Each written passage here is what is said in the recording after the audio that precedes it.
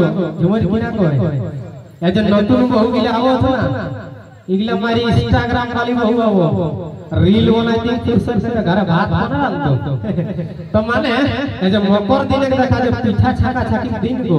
तो आजकल बहु गिला तो गुड़ी तुड़ी करे बता ढंग नहीं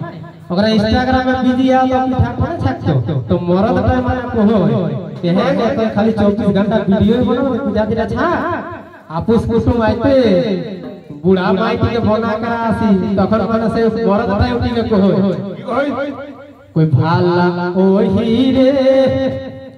कोई तबे की बोली बहुर कथा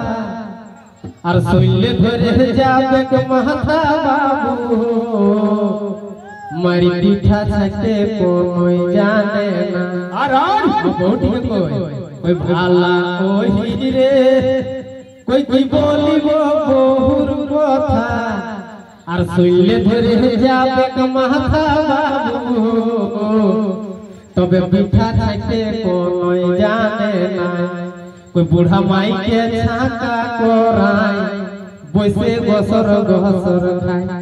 बूढ़ा माई के छाका कोराई बोसे गोसर गोसर खाय अरे हीरोइन बहु जुटलो पापा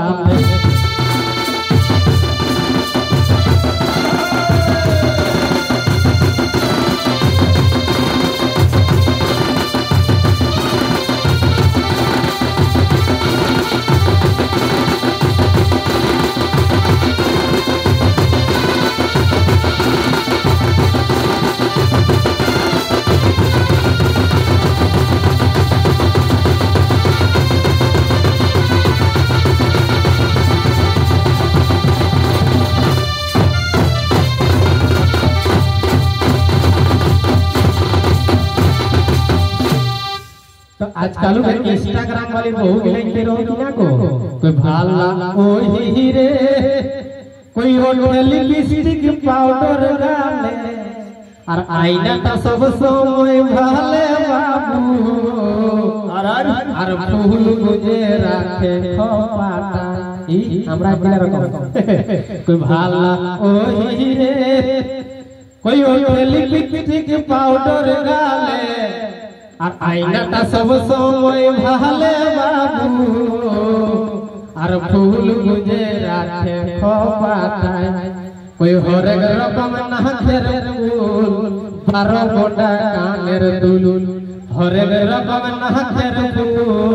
12 গোটা কানের দুল আর পয়সা পাতি দিছে সব গুল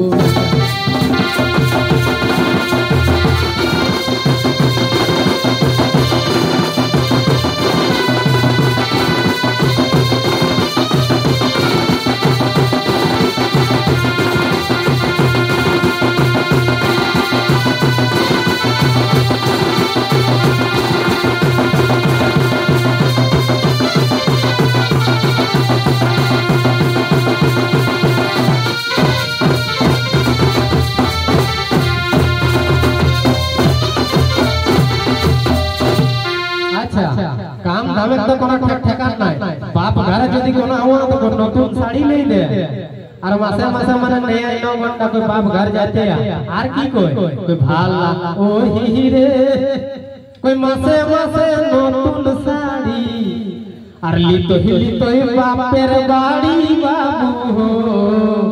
और कोनो बोले मुटा दे फुलाई कोई बूढ़ा माई के छाका कोराई बोसे गोसर गोसर बूढ़ा माही के छाका कोराई बोसे गोसर गोसर अरे हीरोइन बहु जुटलो